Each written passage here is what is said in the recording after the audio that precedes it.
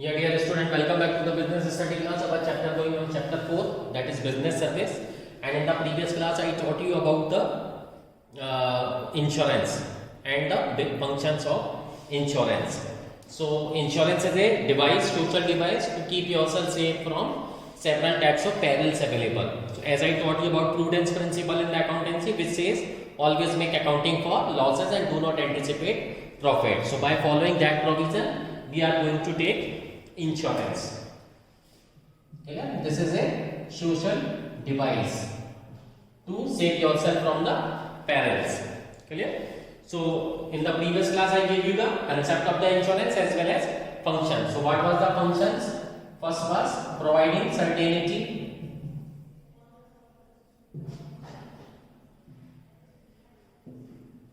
Providing certainty.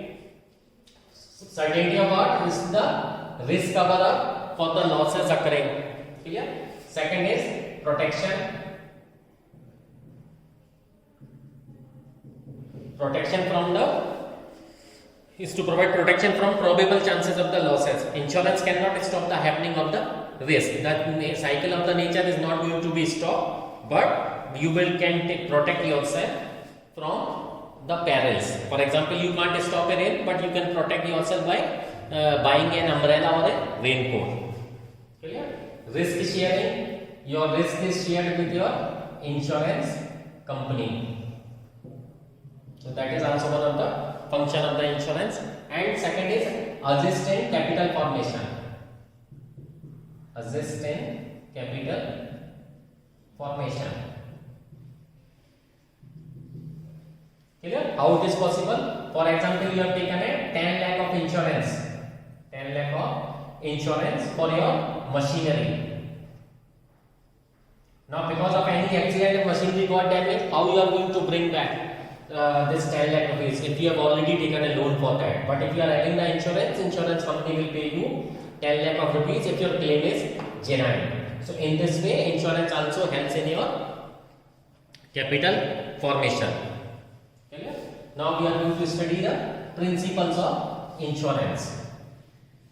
This is very necessary to understand.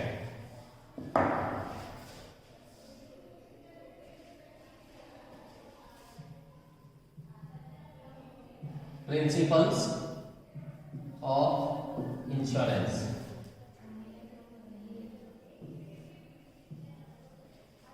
So, the principle of the insurance are the rules of action or conduct adopted by the stakeholders involved in the insurance business. The specific principle of utmost significance to the valid insurance contract consists of the following. Okay? So, first point is utmost good faith.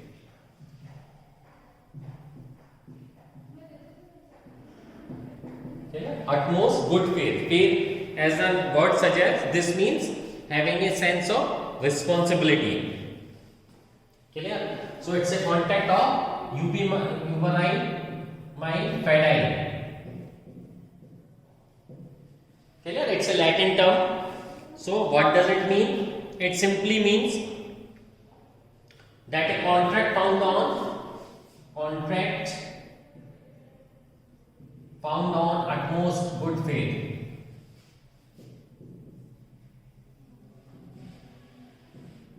Contract found on utmost good faith. Now see, in case of insurance there are two persons available. First is insurance provider, one who provides the insurance service, and another is insured, the person who is insured against the peril. So what is the contract of utmost good faith? Means the person who is taking the insurance shall disclose all material fact or relevant fact to the person providing the insurance. Clear? For example, there is a milk tanker. You have seen on road several types of the milk tankers are there. They are carrying milk supply. Clear? Amul is in Ahmedabad. But you are showing that you are running a milk tanker, but at the other end you are carrying petrol in that. So this thing is not acceptable. This is totally against the principle of ubi marai fidei. This simply means both parties shall totally disclose all the material information and shall not hide any irrelevant information. Same is the case with the insurance provider. Insurance provider shall disclose all material fact that how and in what way their insurance contract is applicable. So it's a contract. Always remember, my dear student, insurance is not a way of earning the money. It's not a profit making venture. It's a venture for to save yourself from the perils of the business. So don't think that insurance is a way of earning profit on the profit making mode. It's not like that. You have to cover yourself from the risk. So you shall always disclose all material fact which is necessary to form a contract. Clear? Both the insurer and insured should display good faith towards each other in regard to the contract. It is the duty of the insured to voluntarily make full accurate disclosure of all fact material to the risk being proposed, and the insurer making clear all the terms and conditions of the insurer. Both shall disclose. Both the person shall disclose all relevant fact. What does it mean? That insurer shall provide all the information of the contract, and at the same time insured person shall disclose all the material things in which he is dealing. He shall not, or he or she shall not hide the things involved in that.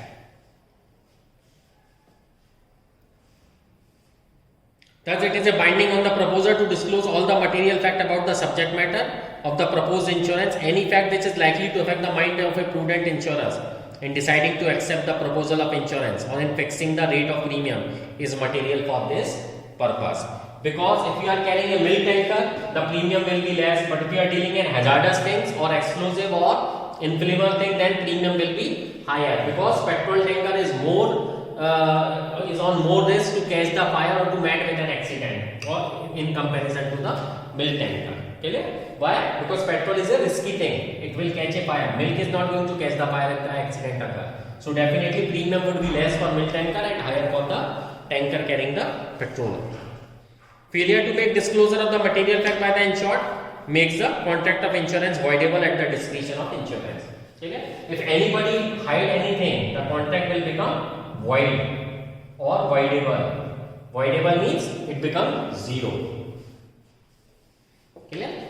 So this is the first principle, utmost good faith.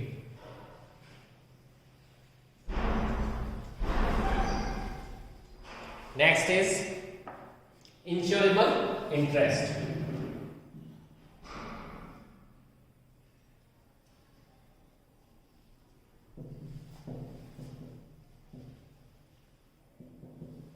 Insurable interest. The insured must have an insurable interest in the subject matter of the insurance. Once the subject matter or the fundamental fact of this principle, it is not the house, ship, machinery or the potential liability of the life that is insured. It is the pecuniary interest. Okay? Now what does it mean? Pecuniary? Pecuniary interest means monetary interest. Pecuniary interest means monetary. The money value of the property is insured in the insurance. For example, if you have purchased a car for rupees 20 lakh.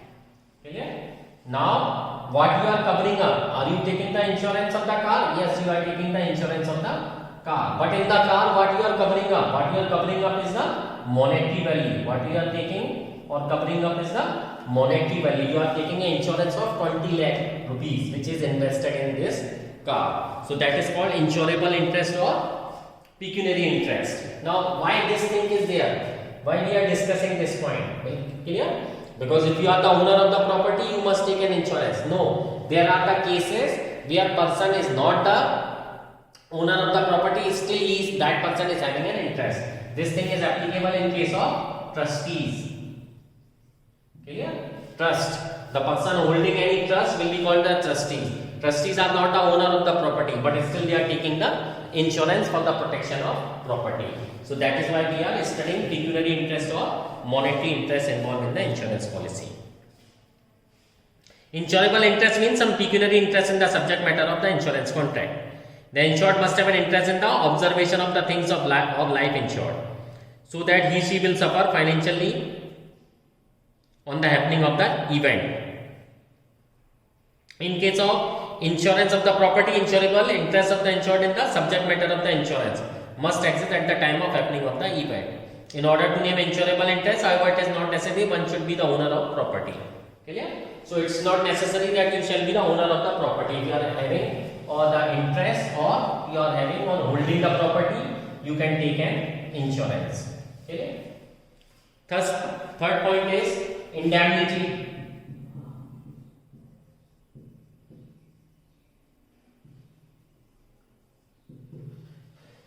Third point is indemnity. All insurance contract of the fire or marine insurance are contract of indemnity. Indemnity means protection.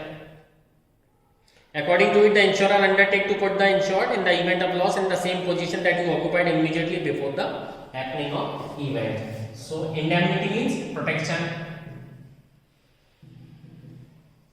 Clear? So why we are taking up the insurance? To keep ourselves protected from the perils available or dangers available. Clear? So indemnity means protection. We are going to protect ourselves from the dangers or perils of the journey or transporting the goods. So what will happen if in the event of the loss we are protected? In the event of loss, what will happen? We have already taken the protection, so we are protected from insurance. Clear? For example, we are having a car or we have purchased some goods from Ahmedabad and our goods are insured. If the truck met with an accident or anybody steal it, so we are protected. We are indemnified by the insurance policy. In other words, insurer undertake to compensate the insured for the loss caused to him or her due to damage or destruction of the property insured.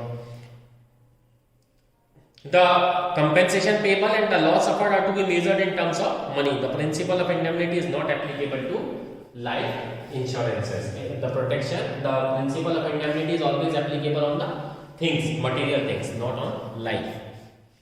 Because no insurance can bring back the life of the human being. Life of the human being is not, they are only reimbursable but not protected. Okay. Next point is proximate cause.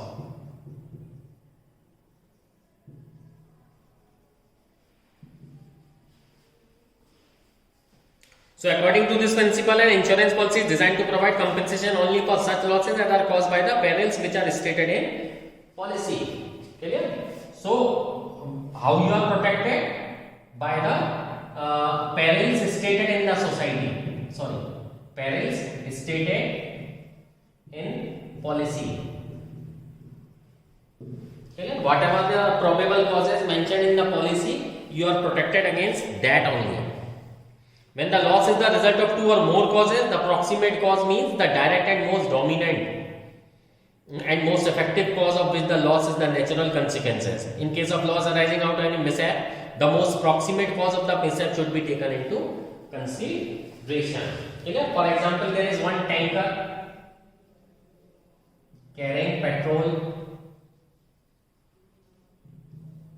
There is one tanker carrying petrol, and now the driver is drunkard. Driver is drunkard and has caused an accident. Clear? And the petrol tanker has catched the fire. Now in this case, insurance is not applicable.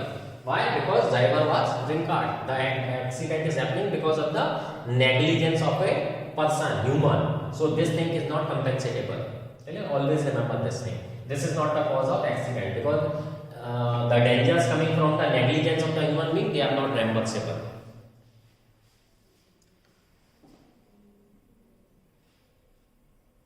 Clear? So that is why you will see on your two-wheelers and four-wheeler, the driving instructions are mentioned. If you go against those driving instructions, no guarantee and warranty is available on that particular vehicle.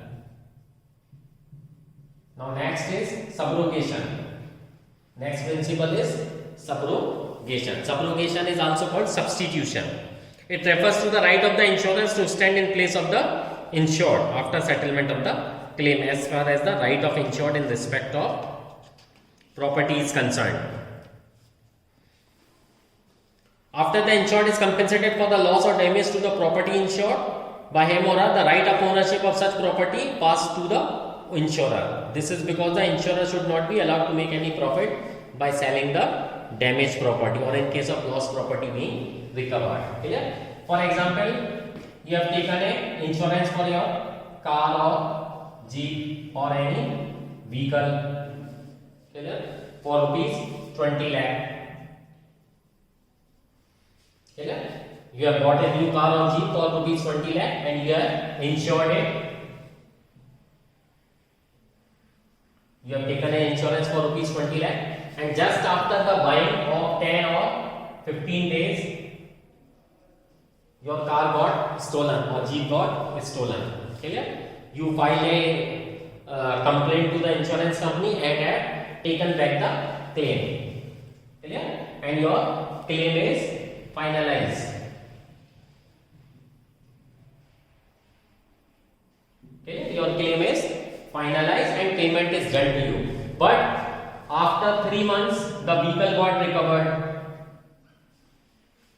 After 3 months, the vehicle got recovered or caught by the police in any search operation or something like that. Now, in this case, when the insurance company has paid you the money, you are not the owner of insurance this car. Now, the insurance company is the owner of this car and they will sell it accordingly.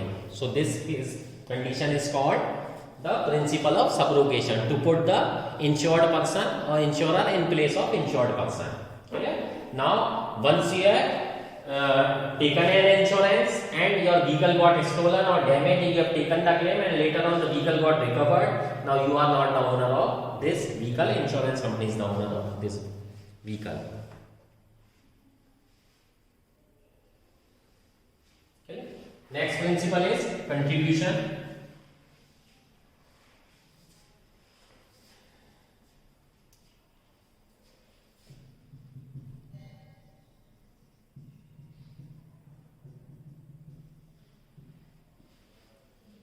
Contribution. As per this principle, it is the right of an insurer who has paid the claim under an insurance to call upon the other liable insurers to contribute for the loss of payment. It implies that in case of double insurance, the insurer are to share the losses in proportion to the amount assured by each of them. Okay? This principle is applicable, for example, if the war occurs.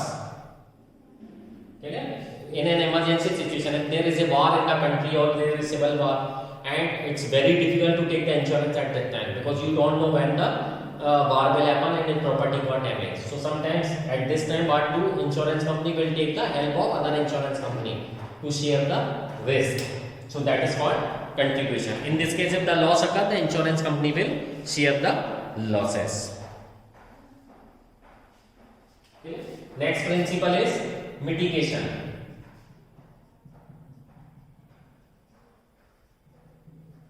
This is again a very important principle, mitigation. This principle states that it is the duty of the insured to take reasonable steps to minimize the loss or damage to the insured property. Okay? Now, what does it say? For example, you are running a shop or showroom, okay, and you have taken an insurance policy for protection against the theft. Okay? But still, you are supposed to lock it properly. You can't leave your shop or showroom open that you have taken an insurance. So this principle is called mitigation. It is the duty of the insured to take reasonable step to minimize the loss or damage to the insured property. You lock it properly. You should have all the modern lock system available in the country. You should have proper security cameras to see who is coming and who is going. Even you are supposed to keep a guard, security guard over it. Suppose goods are kept in a storehouse, catches fire, then the owner of the goods try to recover the goods and save them from fire to minimize the loss or damage. Clear? This principle is also applicable for warehouse. If you have kept your goods in the warehouse, you should have fire extinguisher systems in your warehouse. Clear? The insured must behave with great prudence and not be careless just because there is an insurance cover. If reasonable care is not taken, like any prudent person, then the claim from the insurance company may be lost. So these all are the several principles of insurances. So you must go through it, read it properly. Clear? I hope this is helpful for you. In the next class, we will study about the different types of insurance. Thank you. Happy learning.